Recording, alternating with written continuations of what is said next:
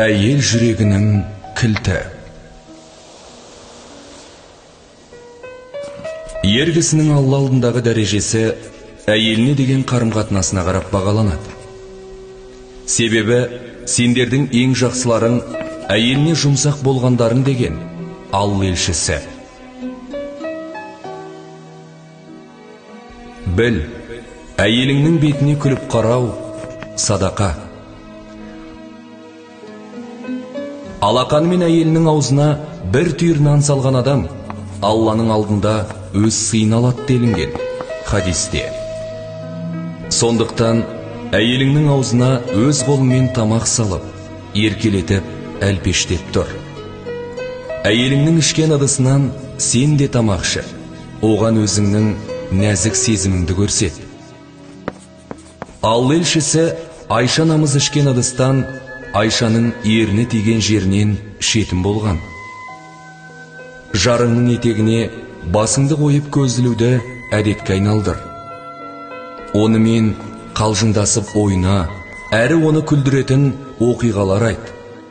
Пайғамбарымыз саллаллаху алейхи уассалам Айша намызбен жүгіріп жарысатын болған. Алла елшісі өзінің киімін өзі жамапты кетін, әрі қой сауатын болған. Оның алдында хош естенуге тырыс, және ол үшін сәнденіп киін. Атақты сахаба Ибн Аббас, мен әйелімнің мен үшін әдеміленгенін жақсы көретінім секілді, өзімді де ол үшін сәндегенді ұнатам деген. Әйеліңді еркелетуді, ол ұнататын лақап аттармен атауды әдет ет.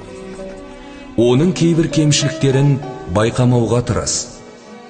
Егер әйелің жылап қалса, оның көз жасын өз қолыңмен сүртіп жұбат. Егер тамағы дәмді болса, мақтауды ұмытпа. Ал егер ұнамаса, үндеме. Ол сенің назарыңа түсуді қалайды. Сенен алғыс күтеді. Оған қиын-қыстау кезде қамқор бол. Әйеліңнің құлшылығына жәрдем ет. Әйеліңе сенім арт, әрі оны Аллаға тапсыр. Үйіңнен жұмысқа шығарда әйеліңнің маңдайынан иіскеуді ұмытпа. Әйеліңе сен үшін әдеміленіп, хош иістенуіне мүмкіндік бер. Оның ұялы телефонына оның сүйікті сөздерін жазып жіберуді әдетке айналдыр. Сүйіктіңді сыйлықтармен, жылы сөздермен тәрбиеле.